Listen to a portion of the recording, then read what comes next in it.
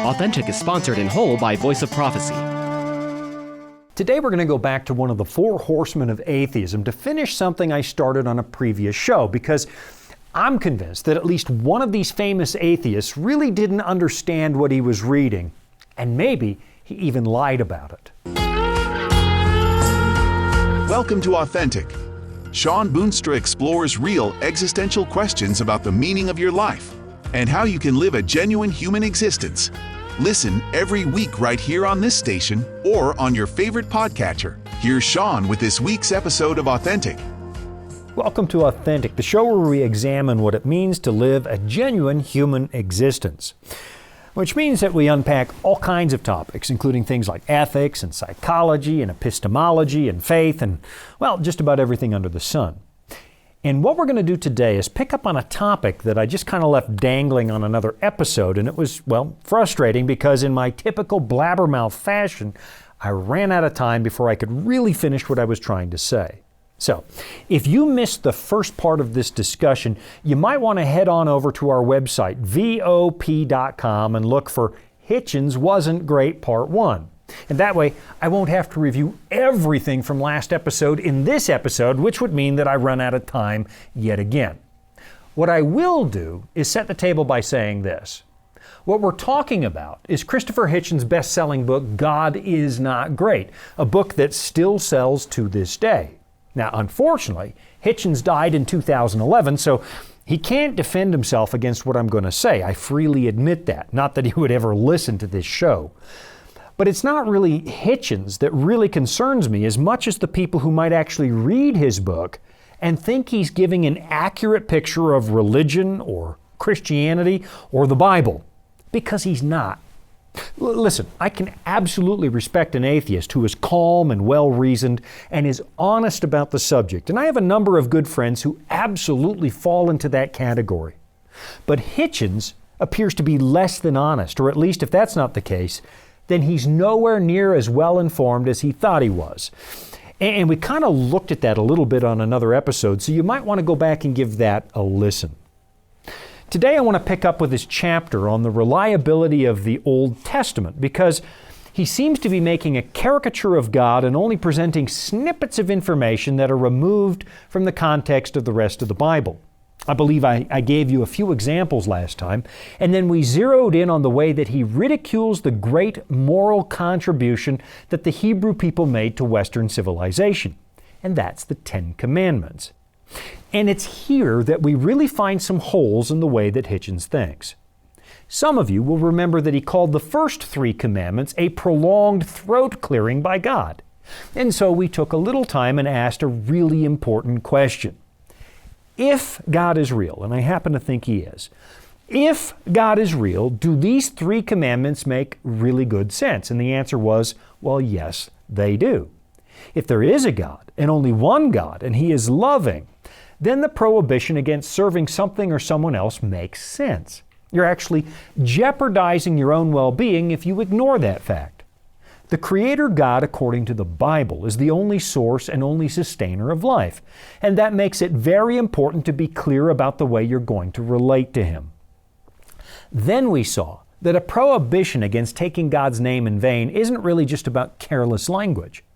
It's about professing publicly to be God's child, and then making a mockery of His name or His character through the way you behave, which was, interestingly, a huge part of Christopher Hitchens' complaint against religious people. He pointed out that the religious have behaved abysmally over the centuries, and I don't deny that. In fact, people who have listened to me over the years know full well I openly admit it. It's true, we have misbehaved. And if you take the time to read the Bible honestly, you quickly discover that the Bible never tries to hide the embarrassing behavior of God's people. In fact, their bad behavior is one of the biggest themes in the book. So, Hitchens is completely right about this. There are a lot of very toxic religious people, and I strongly suspect by the tone of his book that Mr. Hitchens had been exposed to more than a few of them. But in condemning the bad behavior of God's people, Hitchens is actually underlining the validity of the third commandment, which tells us that taking the Lord's name in vain is a sin. What that commandment is really driving at a fundamental level is people who pretend to represent God in front of the world, but then go out there and live like the devil. That brings dishonor to God's name. Hitchens' protest underlines that the commandment is valid. It serves an important purpose. But then he goes on to the fourth commandment, which for some reason he didn't lump together with the first three. And this is the commandment that deals with the Sabbath. Here's what he says about the Sabbath. He says, "The fourth commandment insists on the observance of a holy Sabbath day and forbids all believers and their slaves and domestic servants to perform any work in the course of it. It is added that, as was said in the book of Genesis, God made all the world in 6 days and rested on the seventh, leaving room for speculation as to what he did on the eighth day." I realize that I'm probably straining at gnats here, but that last statement kind of gives you an idea of the sarcastic flavor of the whole book. Hitchens is not a well-reasoned rebuttal of faith and definitely has the feel of a personal attack. I mean, there's absolutely no point in saying we don't know what happened on the eighth day because the pattern shown in the Bible is that once the seventh day, the day of rest, was over, the weekly cycle just started over again. What Hitchens is trying to do is make his readers think the story is completely silly before they ever have a chance to read it. But now that I've lodged that complaint against Hitchens, let me point out the real problem. He simply doesn't understand the nature of the Sabbath because he doesn't read it in light of the rest of the Bible. We have hundreds and hundreds of pages of very important commentary in the Bible on what those commandments mean, what they represent. But Hitchens conveniently ignores all of that, even though he insists quite firmly he knows what the Bible says. So let me just put the question like this. What in the world is wrong with a God who wants you to have a day off? Who wants you to use a little time each week to invest in a close and personal relationship with Him? That's the point of the Sabbath. For 6 days, human beings do what human beings need to do. But on the seventh, God says, listen, I want you to understand that at the end of the day, I've got your back. You don't have to earn my love. You already have it. You don't have to win the kingdom of heaven through your personal efforts because I've already won it for you. I made you, I gave you life, and I'm eager to spend time with you. The Sabbath is a day where you can quit trying and just be. And honestly, that's the picture you get when you study this commandment throughout the rest of the Bible. I mean, just consider the way that Jesus taught the fourth commandment. When the Pharisees condemned His disciples for picking a few heads of grain to eat on Sabbath as if they were performing some kind of strenuous farm labor, here's what Jesus says. And He said to them, "The Sabbath was made for man, and not man for the Sabbath." Then on another occasion, He told His disciples, "He who has seen me has seen the Father," which completely shuts down all those people who say that the God of the Old Testament was harsh and severe and completely different from Jesus. From the very beginning, the Sabbath was created as a gift for the human race. And you really, really have to do a lot of mental gymnastics to find something wrong with a God who gives you the gift of rest. I mean, just think about the way the world beats you up day in and day out, and ask yourself how many times you've been glad that you work around the clock 7 days a week. That's not how you were designed. And the God who made you, the God who loves you, recognizes this, and He simply asks you to come and rest with Him 1 day a week. It's a mandatory day off. How in the world anybody could be angry about that is beyond me. And frankly, I think it means you might have the wrong perspective about God in the first place. But now it's time for a break, so don't go away. I'm going to take a little rest, you take a little rest, and then we got a lot more stuff to talk about. Life can throw a lot at us. Sometimes we don't have all the answers. But that's where the Bible comes in. It's our guide to a more fulfilling life. Here at the Voice of Prophecy, we've created the Discover Bible Guides to be your guide to the Bible. They're designed to be simple, easy to use, and provide answers to many of life's toughest questions. And they're absolutely free. Sign up at BibleStudies.com today and start your journey of discovery. This is Authentic with Sean Boonstra and the Voice of Prophecy. You know, it occurs to me that it might be really useful to look at how the Ten Commandments are actually structured, because that might make all the difference in the world when it comes to understanding them. Let me show you something in a story from the New Testament where the religious leaders of the day were trying to trip Jesus up because they saw him as a threat to their own authority. Here's what the Bible says. Then one of them, a lawyer, asked him a question, testing him and saying, "Teacher, which is the great commandment in the law?" Now listen carefully to what comes next. Jesus said to him, "You shall love the Lord your God with all your heart, with all your soul, and with all your mind. This is the first and great commandment. And the second is like it. You shall love your neighbor as yourself. On these two commandments hang all the law and the prophets." Now, I've heard some people say that Jesus was replacing the Old Testament with that statement, as if the Old Testament had nothing to do with love. But look at this carefully, and you find the two tables of the Ten Commandments being explained in a world that had long forgotten why those commandments were given in the first place. The moral principles found in the Decalogue were simple and easy to understand, but the Pharisees had made them unbearably complicated and severe. They were so paranoid about breaking the law, which is what led to the Babylonian captivity, that they added 600 extra rules so that you couldn't even get close to breaking the commandments. What they did was to create a legalistic atmosphere that was really, really hard to live in. So when somebody asked Jesus what the greatest of the commandments was, he gave a remarkable answer.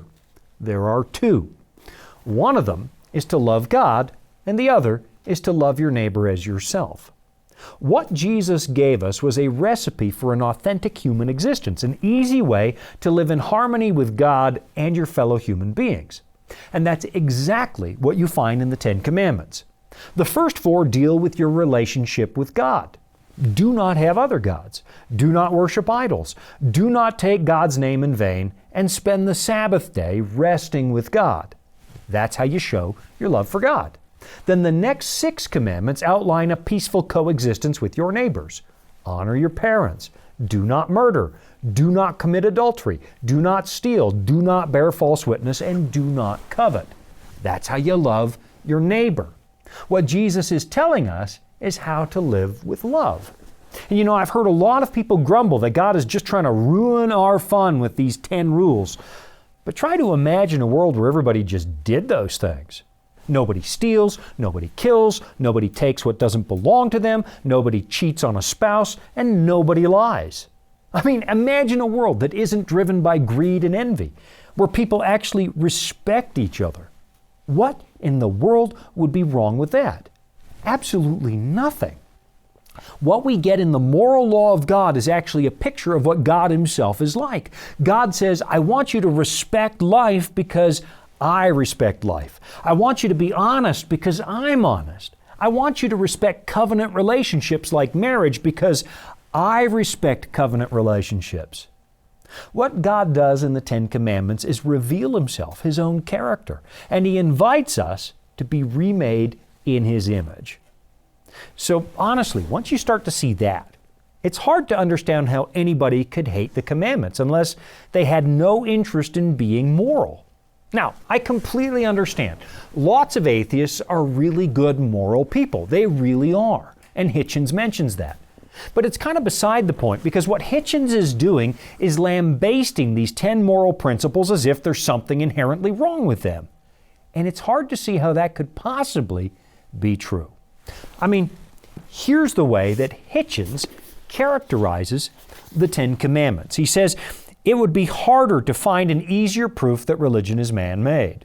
There is first the monarchical growling about respect and fear, accompanied by a stern reminder of omnipotence and limitless revenge, of the sort with which a Babylonian or Assyrian emperor might have ordered the scribes to begin a proclamation. Honestly, this is the part of Hitchens that's kind of mind-boggling. He's reading the same 10 Commandments that I've been reading to you, and he sees them as the unreasonable demand of a vengeful God, which tells me that either Hitchens never read the whole Bible, or he was so blinded by his own anger over some issue, something that happened, that it made him conveniently ignore the rest of the story. Or, another possibility, he's just being downright dishonest. And because he's dead, I guess we can't ask him about it. But I guess what I want for you is an honest understanding of what the Bible actually teaches. And Christopher Hitchens is not an honest introduction to the subject.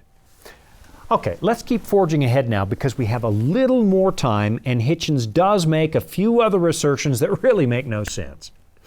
After listing the Ten Commandments in a rather disdainful tone, here's what he says. Let me just read the whole quote to you first and then we'll circle back and just bring up a couple of points. He writes, "But however little one thinks of the Jewish tradition, it is surely insulting to the people of Moses to imagine that they had come this far under the impression that murder, adultery, theft, and perjury were permissible.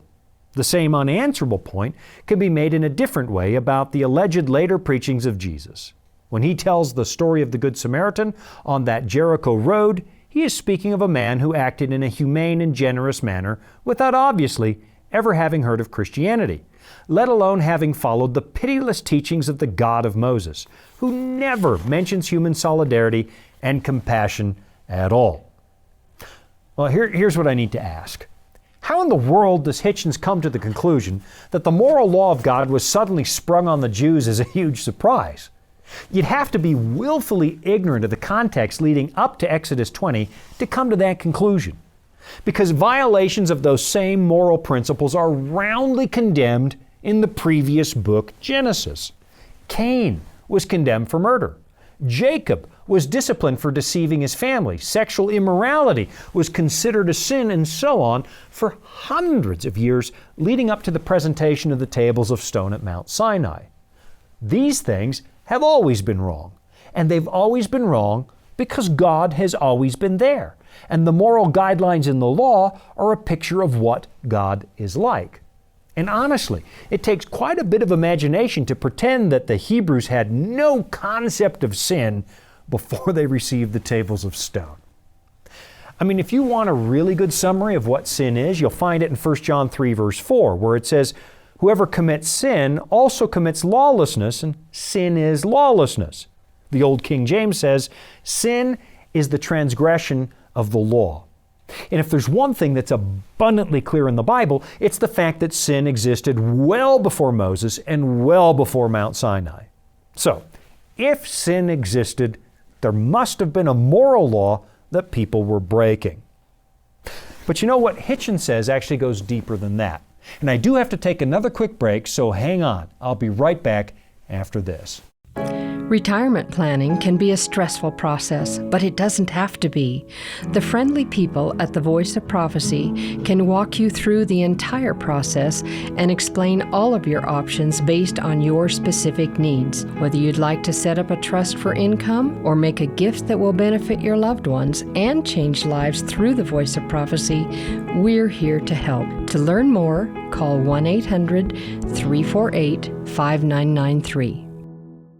Here at the Voice of Prophecy, we're committed to creating top-quality programming for the whole family, like our audio adventure series, Discovery Mountain. Discovery Mountain is a Bible-based program for kids of all ages. Your whole family will enjoy the faith-building stories from this small mountain summer camp and town.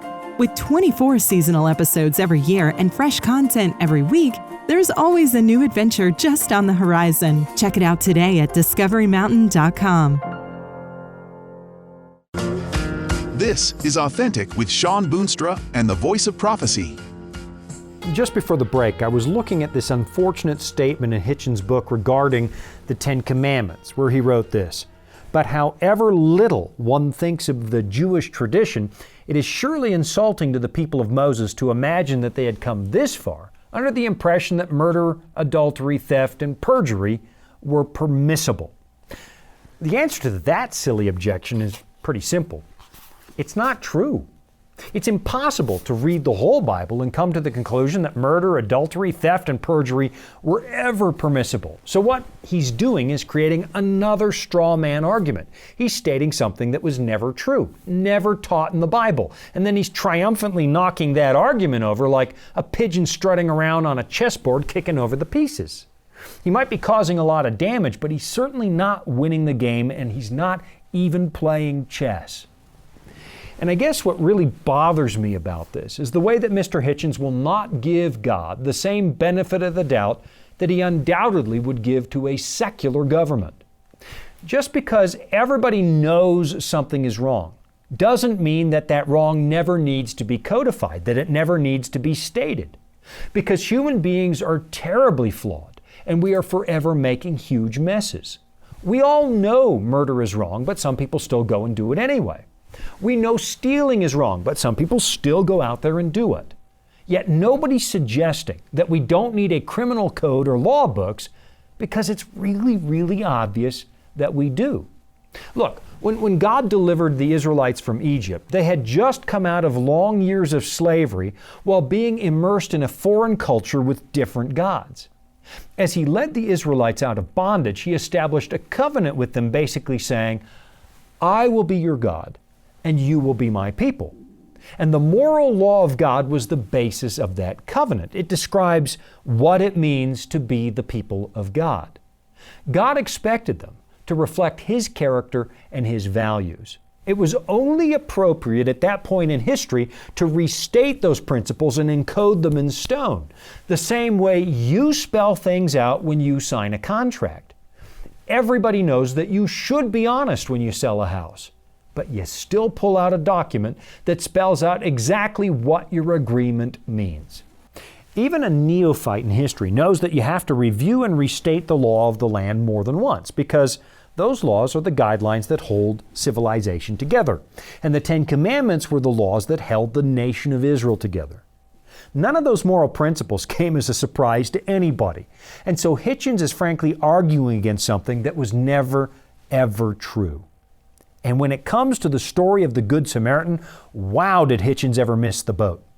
When Jesus told that story, He was pointing out that the people who lived next door to Judea, the Samaritans, the people who didn't have the same privileges as Jerusalem, the people that were despised by those who professed to teach the true religion of God, well, Jesus was pointing out that the Samaritans understood God's moral principles better than they did. The Hebrews, the Jews in Jerusalem had made a perversion of the law because they made it loveless, but the Samaritans they despised as unclean garbage were actually closer to God than they were because they knew how to love. They were keeping the law while the Jews were breaking it. Remember, Jesus said that the easiest summary of the law is to love the Lord your God with all your heart and to love your neighbor as yourself. If anything, the Samaritan in the parable is naturally keeping the moral law while the professed children of God are defiantly breaking it. And that's the point of the story. And you know, I guess it all boils down to this. If you want to read an atheist, at least read an honest one. Hitchens' book, to be honest, is more than disappointing. And Mr. Hitchens obviously had an axe to grind. He plays loose with the facts. He makes unfair caricatures out of the biblical teachings. He rips things out of context. He ignores parts of the Bible that completely contradict him. And he indulges in ridicule, sarcasm, and insults. This is a really sloppy book. And the fact that Mr. Hitchens calls the God of Moses pitiless and devoid of compassion is probably the biggest misrepresentation of them all. I mean, let's just consider the most famous verse in the whole Bible, which says, "For God so loved the world that He gave His only begotten Son, that whoever believes in Him should not perish, but have everlasting life. For God did not send His Son into the world to condemn the world, but that the world through Him might be saved." Now tell me again about this so-called pitiless God, Mr. Hitchens. The fact is, you completely ignored the biggest theme in the Bible, and I think that for just a few moments, I'm going to let God Himself refute what you tried to make people believe. 1 John chapter 4 says this, "Beloved, let us love one another, for love is of God. And everyone who loves is born of God and knows God. He who does not love does not know God, for God is love. In this the love of God was manifested toward us, that God has sent His only begotten Son into the world that we might live through Him." And then you have this statement from the Old Testament, the book of Isaiah. "For the mountains shall depart and the hills be removed, but my kindness shall not depart from you, nor shall my covenant of peace be removed, says the Lord, who has mercy on you." Then you got this one from the book of Romans, which says, "For when we were still without strength, in due time Christ died for the ungodly. For scarcely for a righteous man will one die, yet perhaps for a good man someone would even dare to die. But God demonstrates His own love toward us, in that while we were still sinners, Christ died for us. So no, Mr. Hitchens, you've been less than honest about the tone and tenor of the Bible. And I'll be right back after this. Dragons, beasts, cryptic statues. If you've ever read Daniel or Revelation and come away scratching your head, you're not alone. Voice of Prophecy's free Focus on Prophecy guides are designed to help you unlock the prophetic mysteries of the Bible and deepen your understanding of God's plan for you and the world around you. You can study online or request them by mail. Visit BibleStudies.com and start bringing prophecy into focus today. Welcome back. It's Authentic with Sean Boonstra and the Voice of Prophecy. You know, it's really too bad that Christopher Hitchens is gone now, because there was something about the world of religion that made him really angry about God, and he spent a lot of his time sort of fighting God, blaming God for whatever that something was. I know that his religious friends tried to reason with him on occasion because he says as much in his book, and while he valued those people's friendship, he never accepted what they were trying to tell him. And now he's gone, so we leave Mr. Hitchens in God's hands. But maybe you've been led to believe that the God of the Bible is angry and vindictive and unreasonable, and maybe the behavior of a religious person has made you more convinced that that's true. Listen, if you want to try and figure out what God is like from other people, I can guarantee that the church is going to make a mess of it over and over and over. I mean, the Christian church has burned heretics at the stake. We have driven so-called unbelievers out of their homes. We have treated other people as less than human, and we have been involved in very serious scandals. Which is why I want to encourage you to just go to the source. Just read the Bible for yourself. Not what people say about it, but actually pick it up and read it for yourself. If you want a little help getting started with that, we'll help you. Just visit VOP.com and click on the Study tab near the top of the page. I honestly think you'll be delighted with the free resources we have to help you read the Bible for all it's worth. We've got free study courses that will take you through all the major themes of the Bible. And right now, more than 1 million people have gone through this, finding meaningful answers. And if you've got a Bible question, consider hopping onto our other website, BibleInfo.com, to see if maybe we've already answered it. And if the answer's not there, if we haven't tackled it yet, ask us your question. We'll see if we can deal with it. But please, be honest about your search. Be honest with what the Bible actually says and what it doesn't say. Pick up a copy of the book and read it for yourself. I think you're going to be surprised by what's in there. Thanks for joining me again. I'm Sean Boonstra, and this has been another edition of Authentic. You've been listening to Authentic, sponsored by Voice of Prophecy. Remember, you can listen every week right here at the same time. And thank you. Authentic is funded by listeners just like you. You can support at voiceofprophecy.com. That's also where you can find all the episodes you missed, or where you can listen again. That's voiceofprophecy.com.